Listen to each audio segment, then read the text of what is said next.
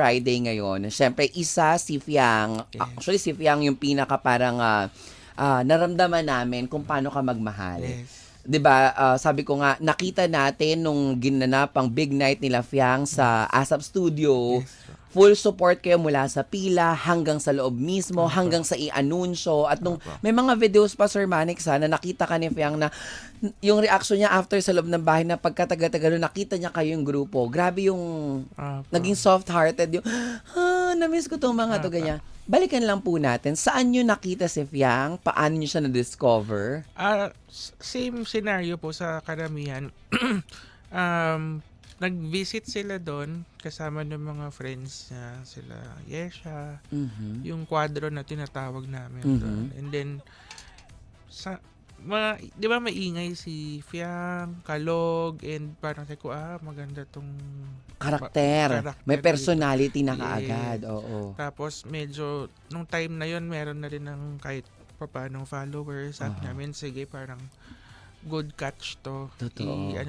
Pa-stay natin. And pasay natin, yes. Pero Pero nung after pumasok ilang- siya, may million followers na siya?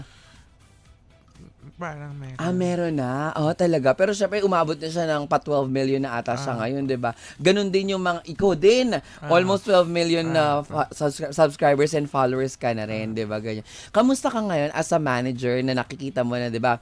From successful concerts, successful movies, tas bagong pelikula na naman, successful series, and na-nominate din sila, di ba? Yes. Nominated sila sa Asian Outstanding Awards sa Korea. Ano pong feeling sa ganitong mga nakikita mo sa mga alaga mo? Proud na proud ako, and syempre sinasabi ko sa sarili ko na hindi ako nagkamali sa pagpili dito. Sobrang hanggang ngayon kasi nag-shoot siya sa bahay nung Recent lang. Tapos ganun pa rin, same. Sobrang bait, sobrang walang masamang tinapay, sobrang parehas pa rin. Hindi nagbabago. Hindi nagbabago. Correct. May kitanong ako. Di ba syempre kapag kunyari, nung panahon na siya nasa Manix Fam, parang syempre ikaw lahat. Sabi nga nila ng mga bata nakakatsikahan natin mula sa school supplies, uniform, buffet ang pagkain ng breakfast, ng lunch, ng dinner, spoiled talaga. May service, ganyan.